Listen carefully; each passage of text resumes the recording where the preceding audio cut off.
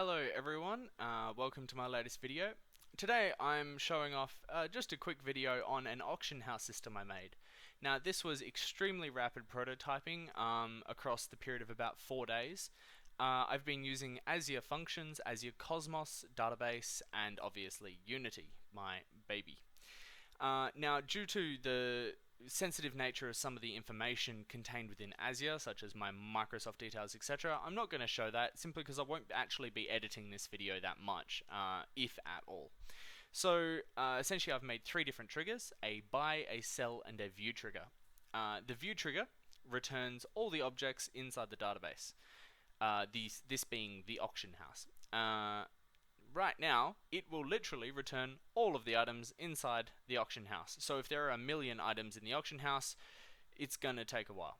I'm going to increase efficiency with that as the Azure Cosmos API uses SQL queries. So I should be able to say items older than a certain date, or within a certain date, or of a certain value, within a certain level. You know, I can have all sorts of fun with it. But for 4 days, obviously, I just wanted it to give me the auction house. I then have the buy and sell triggers. Now those are quite simple. A buy trigger assumes that someone is buying something from the auction house. It just removes it from the auction house. Now all inventory management, buying and selling logic is within this app. You can see I've got one giant manager here because it's rapid prototyping. So it'll be, you've viewed it, you've got the item. You can check the player's amount of gold against the price of that item, and if you have it, remove it from the database, add it to the player's inventory, everybody happy.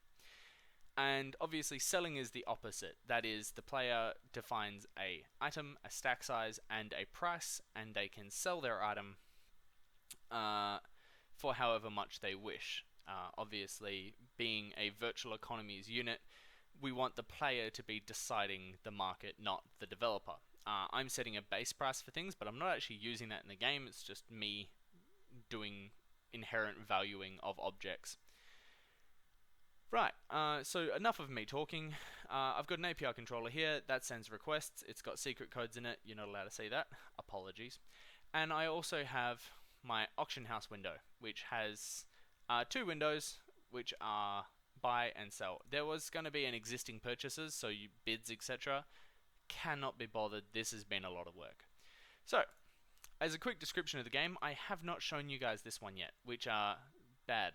But yeah, it's a virtual economies unit, so I decided to do a survival game, single player but with a networked component. So as you find objects, you can put them, you can trade them with other players via name, or you can put them up onto an auction house.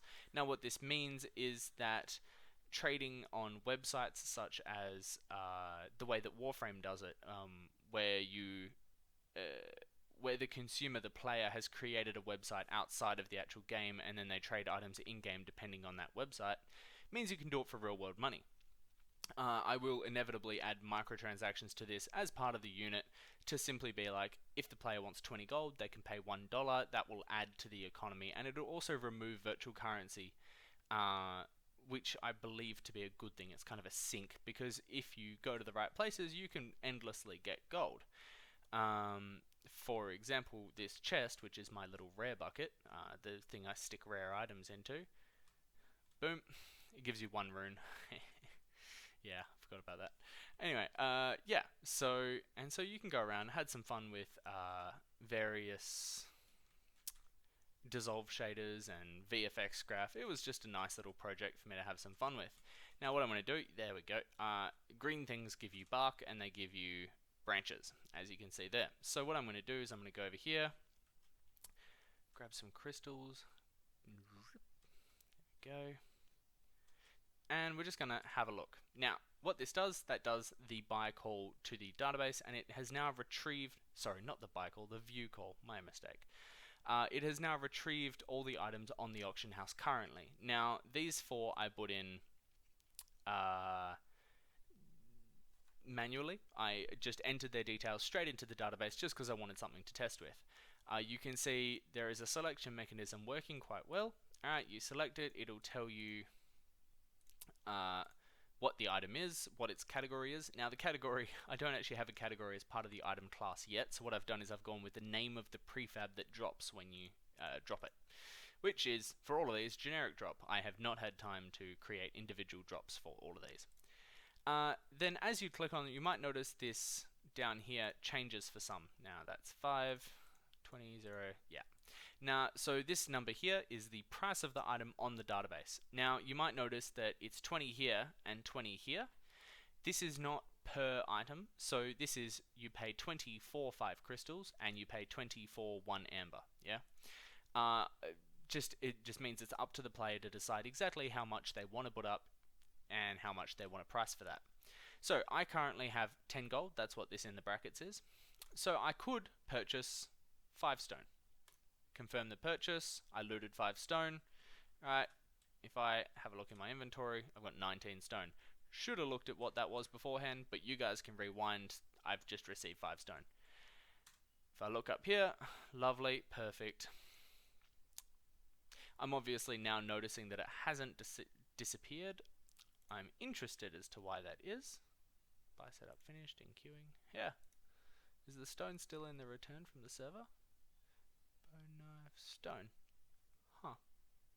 Anyway, I'll look at that. But essentially that would disappear and you would be left with these items. Now you can see I've actually included quite a lot of slots here. The nature of the game is that there will be very many different items, cloth and twigs and fibers and strands and flax and all sorts. You know how survival games get. So the idea is there will be many different items and it would randomly choose a set of items. So you could come onto this auction house at different times and find something different, and I might include maybe 2 rare items, 1 legendary item and a bunch of common items. And that'll give everyone a chance to kind of almost gamble with it, to go, oh, that looks interesting, oh, you know, maybe I want that, oh, I really need some wood, and because wood is a common item, it would be commonly represented on the database. You could make a bit of a living by just going out, chopping down trees and selling it on the auction house. Now, if you wanted to sell an item, for instance, so this is our inventory. Inventory is quite large. I apologize for the state of the UI here. Just go back here. It is quite small, however the inventory is this big. So this is how many items you can have. I figured I should probably represent that. In the future I'd probably make it into a scrolling kind of thing. Doesn't matter. So let's say I wanted to sell a branch, because a branch is currently not represented on the store. Alright, so if we go back to buy, lovely, there are no branches here. So I want to sell 4 branches. Let's just sell it for 1 gold. Alright, and as we confirm that sale, boom, it removes it from my inventory. That's working at least, and it has now uploaded it. If I go back into buy, our branches are here. We can see there for 1 gold, I have 5. Let's purchase it. I got 4 branches. That's still like that, but there we go. Yeah, so essentially it is this and one other system that represents the virtual economy in my game so far. That would be an inter-person trading system. Now I don't actually have a representation for that as of yet. However, this would be the closest amount of thing, is you would enter in the player's name, establish a connection, boom, trade. The idea is that you would be able to go onto a website, message them, go, cool, I'll give you 2 runes for $2. They go, yep, cool, here's $2. Boom, 2 runes to them. Like even just like mail in World of Warcraft, it works. Yeah, I'm going to be continuing work on this for the next 3 weeks probably, as that's how long the unit goes for, and I'll be doing a postmortem. I am really interested in the project at the moment, so who knows, I could even just keep working on it. I'm really happy with these items I chucked in. Bonk. There we go. Yeah, I have quite a few items now, so there we go. This was a transfer symbol. I don't think I'm going to do that. And then this was to drop it, and that was to trash it. So if you drop, let's say, my rocks, because they're worth nothing. I turned that off. My bad. Essentially, up here, I can actually turn that on for you guys right now. I can go Windows, Inventory, Container, go to all of these.